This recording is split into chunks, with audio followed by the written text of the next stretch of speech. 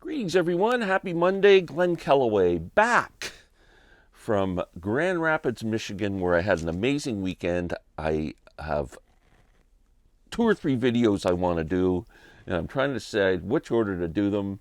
And I thought I'm going to start with just kind of a brief discussion of my trip to Grand Rapids and the Billy Strings concert. I'm still flying, like high as a kite, naturally. Left on Friday morning, about a 6-hour drive for me. Got to Grand Rapids about 12:30, 1 o'clock in the afternoon on Friday with my nephew Jack, who's the coolest dude in the world. Our room wasn't ready at the hotel, so what do? We go record shopping. We got a couple hours to kill. So we head downtown to my buddy Alex at Beer and Vinyl, who spent a lot of time in Grand Rapids, said, you got to go to Vertigo Music. He was not wrong. I'm going to do a whole video on Vertigo Music, so I don't want to talk too much about that right now. We were there, had some success, asked the dude there where the arena was. It's like a 5-minute walk. So we walked over to the arena at 2 in the afternoon. Thought, what are the chances they're doing a sound check and maybe we can get Billy? So we get to the back of the arena where you can tell all the load in and load out is happening. All the tour buses are there. They have a big giant security fence around the back of the arena. I mean, you couldn't climb this frickin' fence. It was like Fort Knox. We're standing up in front of the fence. People are coming in and out of the door, but nobody in the band. Somebody came out and started walking a dog. We went, oh, that's Billy's dog. Let's get Billy's dog to autograph for us. Anyway, we weren't really sure it was Billy's dog, but I'm on Instagram this morning and there's pictures of Billy playing with the dog. So I'm assuming that somebody was walking Billy's dog or someone in the band's dog. We're there for about half an hour, 40 minutes, and this big frickin' burly security guy comes out to the gate. And we're kind of standing in a parking lot. And we're probably half a football field away from the door to the building where people are coming in and out of. Like, we're not close at all. Close enough where we could go, if someone came out, you go, hey, Billy, can you come over and sign this? That's what we would have to do. The guy comes over and says, you're going to have to leave. We're going, going to have to leave. He goes, yeah, you can't stand here. I'm going, well, he says, I'm trying to be a nice guy. I'm going, well, I'm a really nice guy too. I said, I don't quite know why you really have the authority to tell me I have to leave from a parking lot. Anyway, so he walks back in and we start talking and going, I'm a little uncomfortable, so let's just go. So we left. Enough of that. Anyway, concert, Friday night, Saturday night. Billy Strings is turning into like the new version of the Grateful Dead. They have Shakedown Street, where all the hippies, is that what we're going to call them? They'll sell their wares to try and get money so they can buy a ticket to the show. Yeah, they follow them around and everything, just like Deadheads, but modern version of Deadheads. I call them string beans.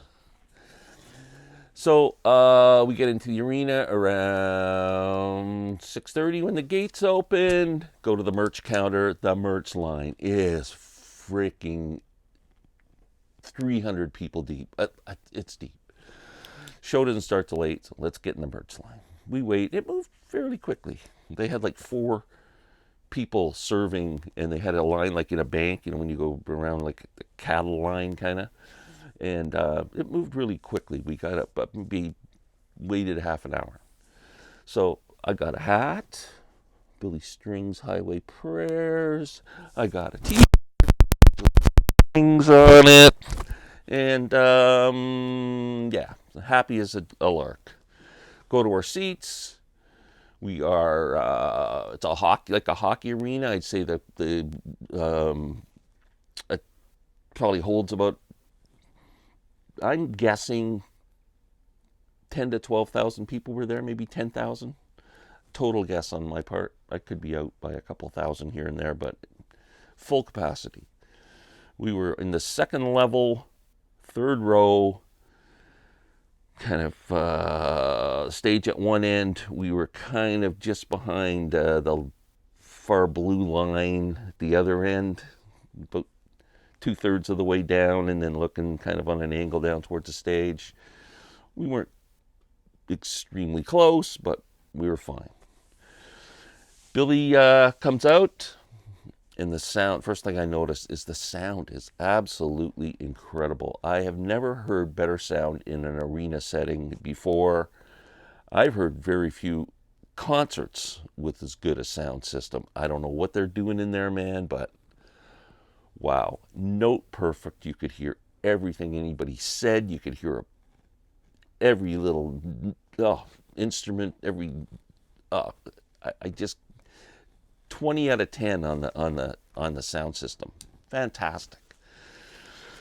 So one thing about Billy Strings, we're going both nights. He never plays the same set twice, never plays the same song twice. So you're going to see two different shows. Just fantastic. He did, I don't want to go through because a lot of you are watching don't know a lot of Billy Strings songs. He did some interesting stuff first set. He did a cover of Jimi Hendrix, which I put a short up on, Lover Confusion, off the first Hendrix album. It was pretty cool. And he did a song. There was a band that I saw in the 90s. I always call them punk bluegrass. They were called the Bad Livers. The main dude in it was Danny Barnes. My connection with Danny Barnes is the guy who built my banjo, Rob Bishline from Oklahoma, also builds banjos for Danny Barnes. I had to do that.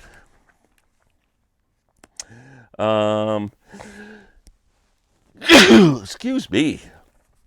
So that was first set. I mean, he did some of his my favorites of Away from the Mire, and did a couple of Doc Watson covers. Billy does his own stuff, which can be bluegrassy, can be a bit psyche, can be a bit everything, and then always throws in all these traditional bluegrass songs and covers all the artists that he loved. He's a big Doc Watson guy. He did When My Love Comes Rolling Down, which is a Doc Watson tune. What I observe when I'm sitting there is I'm in a hall with 10,000 people, and I'm one of the older dudes in there. Like he attracts a pretty young crowd, I would say.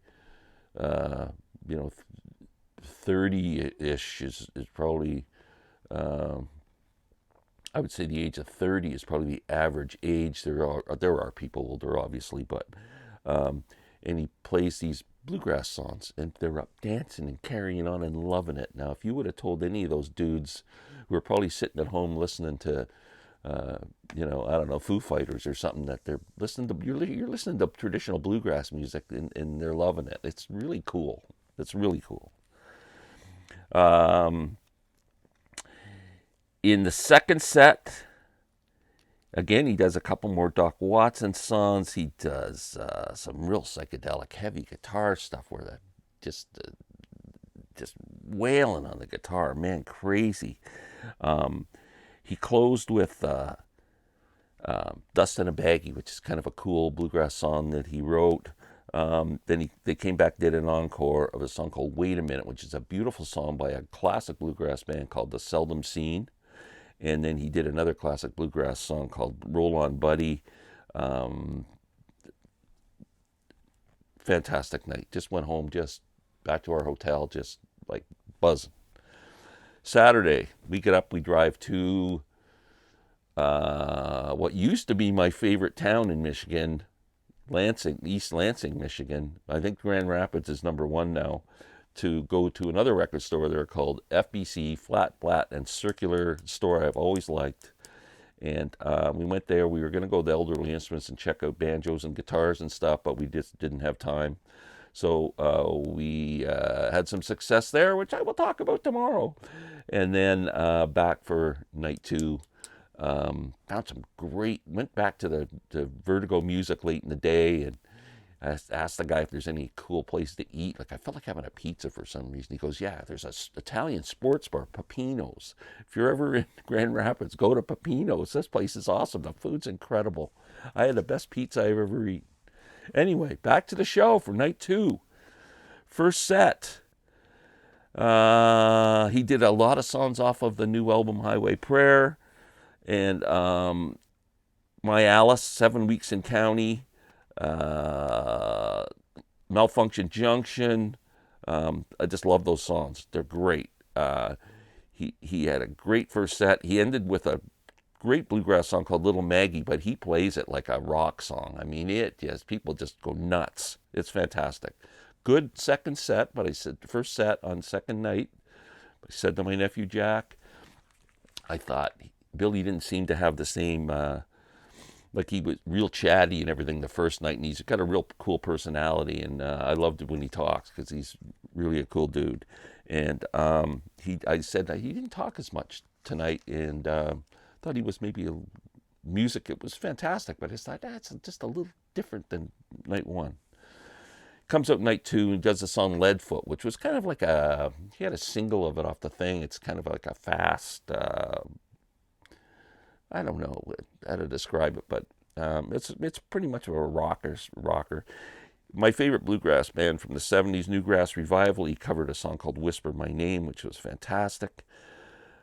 Then after about the 4th or 5th song, he breaks into Bob Dylan's Tangled Up in Blue and does an incredible version of it. Fantastic. I was just like in heaven. It was so good because Billy there was just a video that's circulating on YouTube right now of him performing with Bob Dylan doing All on the Watchtower. If you haven't seen that, watch it. It's amazing. He goes from Tangled Up in Blue straight into a John Hartford song, another one of my favorites. Something that Billy Strings and I both share is a passion for John Hartford. He breaks into a John Hartford song called All Fall Down. It was incredible. The shredding he did in his guitar, I don't know, it was like the devil got right into him and just took over his body. He was unbelievable how good that was. Those 2 songs together made my weekend. Absolutely incredible. Then he sits down with acoustic guitar and he does his talking blues song called Catch and Release, all about going fishing with his buddy Vince, getting stopped by the cops, and they find his pot and they take it off him, and he tells this whole story. It's such a great song, and it went over so good live. It was fantastic. They came out and did an instrumental after that. It's a classic bluegrass instrumental called Sally Gooden. It just rocked. They rocked it, man. It was just like unbelievable. When I say bluegrass, I mean you know, they are doing some crazy stuff with this, man. They are rocking out. From there, they did a great song called Know It All. Closed the show with Tinfoil and Turmoil. Well, again, a song where they just go on for like 10, 15 minutes just rocking. And then a beautiful song that's on Highway Prayers called Beginning of the End. You should listen to that song. It's just so perfect song for a concert. And they close with my favorite bluegrass song from the Dillards, Old Home Place. That's the second night, the second set out of the 4 shows I've seen of Billy Strings now was the ultimate. I can't imagine there being a better set ever of music. It was that good. Last year I said that was the best musical event of my life, and this tied it. They are the 2 top musical events of my life, these shows. Fantastic. Unbelievable weekend. Met some cool people at the hotel. I just want to give a shout out because I'm hoping he's watching. Gentlemen I had met casually a couple of years ago when I went to a concert in Toronto at the Danforth Music Hall. For some reason we ran into each other and started chatting, and his name was Mark Thackway. ThackWay. You can Google him. You can. He's got a website. You can go to Instagram and look up his name. Mark is a established musician, tours around and plays a lot of Grateful Dead, Jerry Garcia stuff. That's how we connected.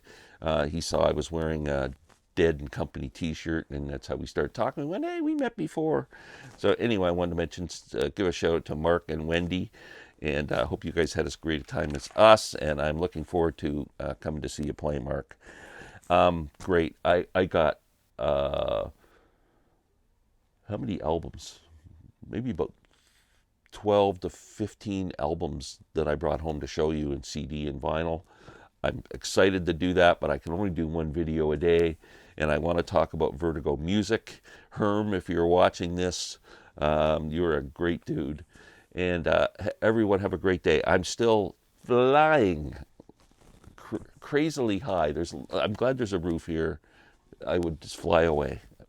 I haven't had that great a time. Everyone have a great day. I have posted a bit of video on Billy. Sorry that my camera just wouldn't zoom in any further, but you can hear the sound pretty good, so that's why I've been posting them. I got one more I might post. And that's it. We'll see you tomorrow.